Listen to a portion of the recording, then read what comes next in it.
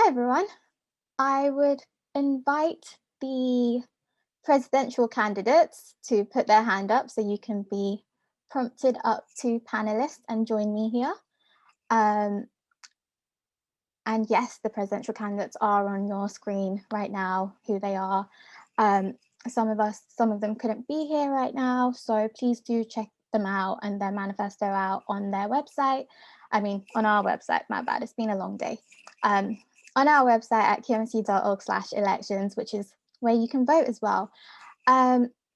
First of all, can I just encourage everyone to turn their camera on, and I am going to go around and ask you all for your name and course, pronunciation, all of that stuff. So let's start with Raheem. Hi guys, I am Raheem. I am a third year PhD student and I am he, and I'm running to be president for next year. Thank you. Addy, do you want to go next? Yep. Can you guys hear me? Yep. Yep, perfect. Hi everyone, my name is Addy and I'm a third year electronic and electrical engineering student. Thank you, and I really hope I don't butcher your name. Sin Fan?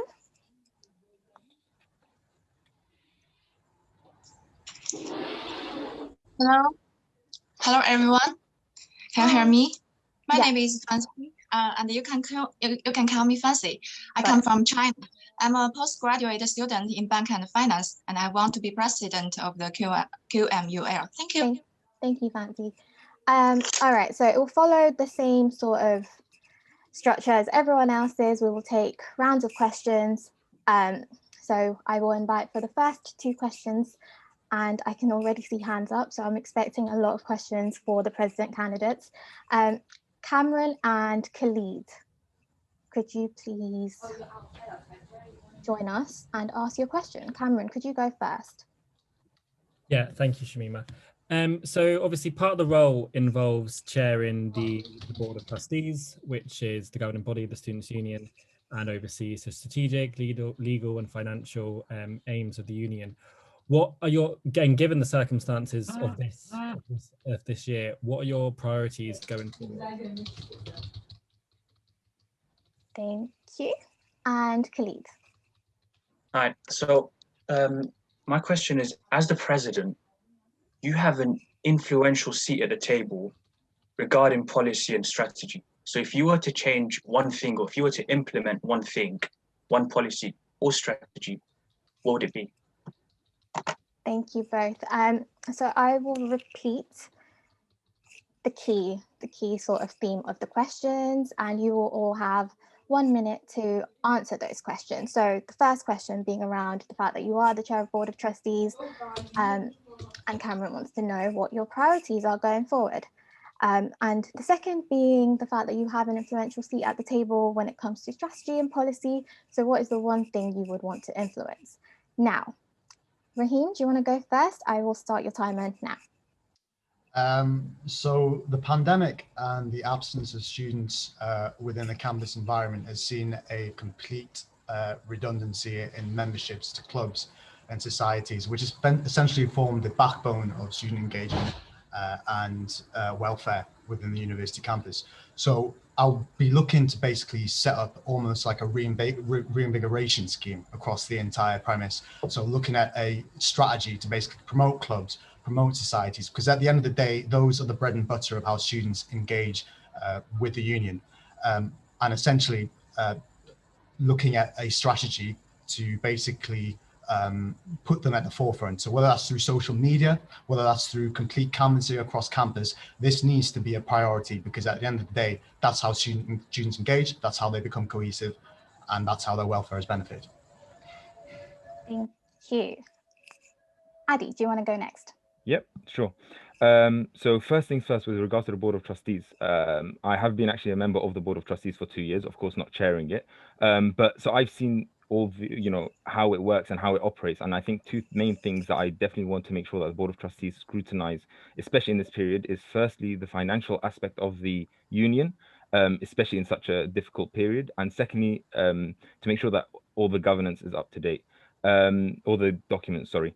And secondly, and I don't have much time, with regards to what I can change, you know, with the university have created something called Strategy 2030, which was something created, I think it was in 2019. And almost no student really knows what it is or what it means, right? And what I want to do is make these students the heart of their strategy, right? Because mental health, for example, is not mentioned except once, and simply as we will work with the SU. So I think for me, the main thing I want to make is a mental health strategy that the uni applies And across that's our uni. time. Something for you. All right, sorry. Timers are very confusing. I do apologize. Next up, Fancy. And your time starts. Are you ready to answer? Yes, I'm ready. For the first question, the most important things I want to do is reduce the tuition fees, because I want to make sure the tuition fees to be reduced for all of the students. I was a leader of the tuition fees reduction campaign last year, and this campaign I got about 3,000 signatures from our students, which directly lead to the motion in the student annual meeting. I know that the Mr. President Actor has already done a good thing from the several universities, and he worked with some universities in the UK. And I hope that she can achieve this goal in the future. But if she can't, I will continue. That's my promise. Thank you. And for the second question, I think the most important things I want to do is a reconstruction, because after the epidemic, Fancy, I want to do something. Thank you. That's fine. Thank you. Okay. We will go for another round of questions, so don't worry, you'll have more chance to answer these questions. If you do have questions, could you please put your hands up? I'm going to go to Robert and Grace.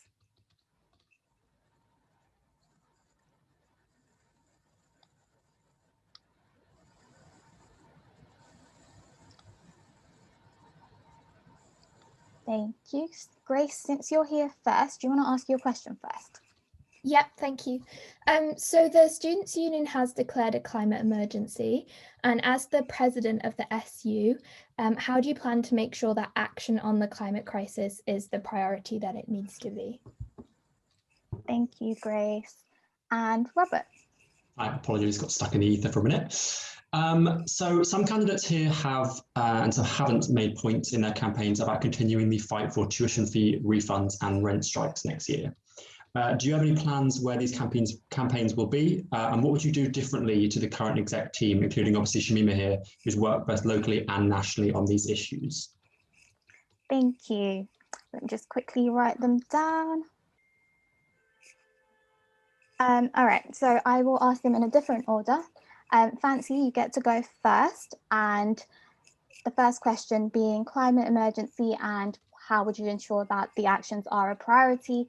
And the second question being around tuition fee refunds, what would you do differently, and things you would carry on? So Fancy, would you like to go first? Yes, of course. I think the most important things for the emergency is to make the security. We not only struggle with protecting our financial health during the time travel to the UK, but also we face a strategy. We also face a shortage on financial aspect, since we pay enormous amount of the tuition fees for students for studying in UK. After the epidemic situation, the first thing we shall do is to make sure our security. That's my first question. Okay. The second question is what can I do for the tuition fees? Can do something different.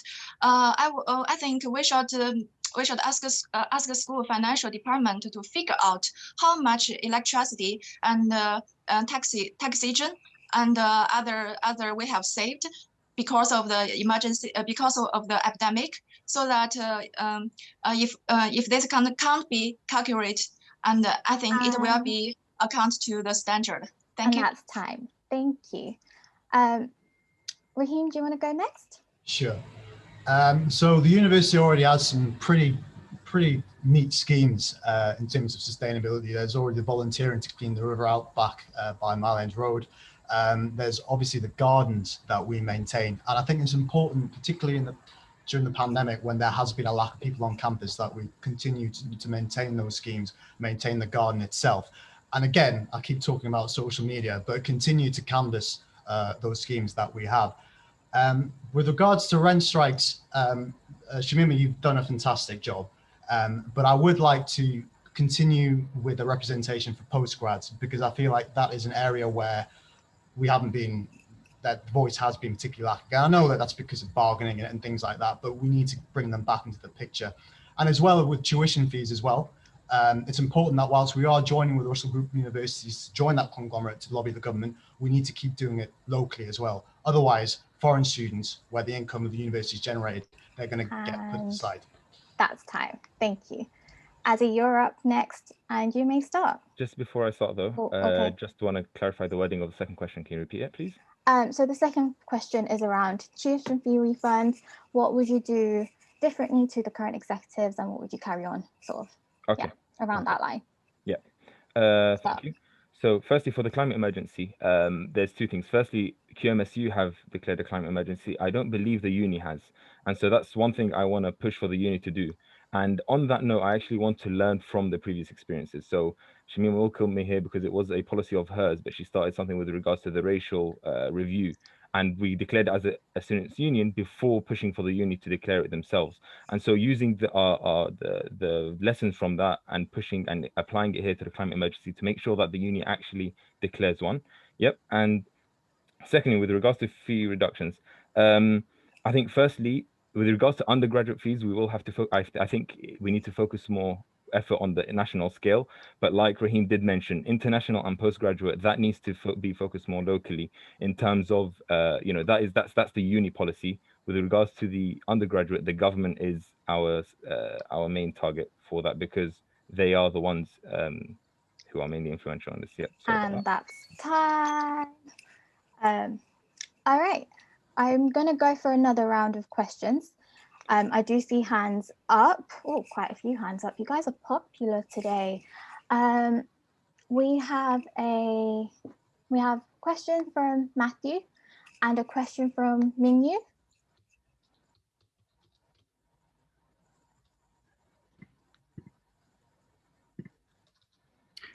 So QMUL has a legal right to ensure that the student union is supported and operates in a fair and democratic manner through various agreements and understandings, such as the 1994 Education Act and various quality assurances.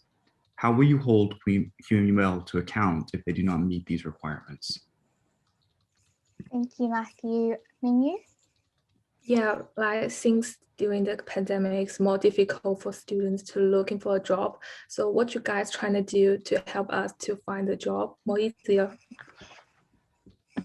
Thank you. So I will repeat the questions. Well, the themes around the questions. I can't write fast. So the first question is around the legality of things, including the 1994 Education Act. How would you hold QMUL to account if they breach those acts? And the second question being, how would you ensure you help create more job opportunities, help employability?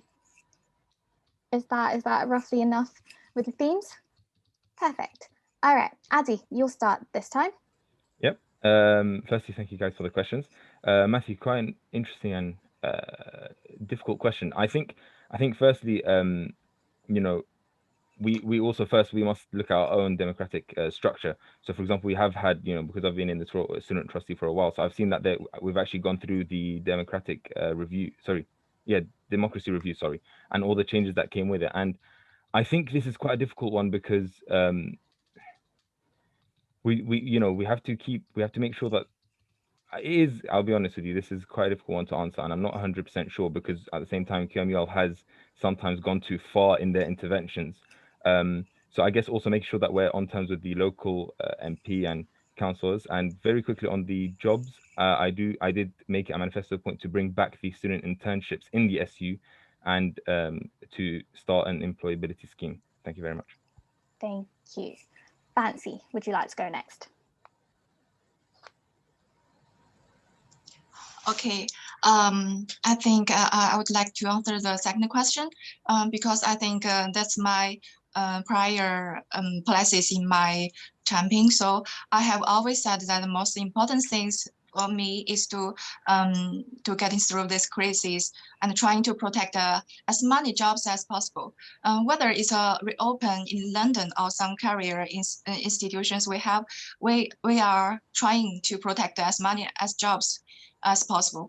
And I think the first thing we need to do is provide city modification after reopen of the campus. And we continue to strengthen the employment guidance and including city motivation, interviews, simulation, career planning guidance. And that's and I think that's my places. Thank you. Thank you. Raheem. Ali's right. This is an intriguing question. I think if we look back to the example in the summer where I think there was a dispute over contracts for the university union with regards to the 80-hour reimbursement that the government was given, we noticed there that the contacts that the union had, whether that was through the press, whether that was via email and re-engaging students, was very important because that essentially raised awareness and it pressured the university management. So again, I have to follow on from what Adi said. Communication and the lines of communication, the links are important. With regards to employability, I have to bring in my colleague from the Let's Rise Again campaign, Hussein. We're looking at potentially establishing a mentorship between PhDs and undergrads to be able to give them that careers advice and to be able to provide them with the skills to essentially put down their CV and make it to a T. So there are plans there. Take a look at the Instagram page. There is a lot more detail there. Thank you. Well within time, all of you. We are running over a little bit, so I won't take another round of questions from the attendees. However, I would like to use my chair power and ask you a question from myself because I can. I personally wanted to ask you, and give you all 30 seconds to answer, by the way. So I wanted to ask you, what do you think your leadership style is and why do you think it's suited to being a president? It's a very interview-like question. I do apologize, but I thought it would be interesting. So we will give you all 30 seconds to answer and we'll start with Raheem. So I'm president of the QM Squash Club, and with the organizational skills also comes the fun side. Those who are following the Instagram page that we're running for this campaign have noticed, whilst we're serious, we also want to make sure that we have a lot of fun. And the idea is, particularly with the executive next year, to create that environment where we get things done, but we're also having fun at the same time. I have a sense of humor.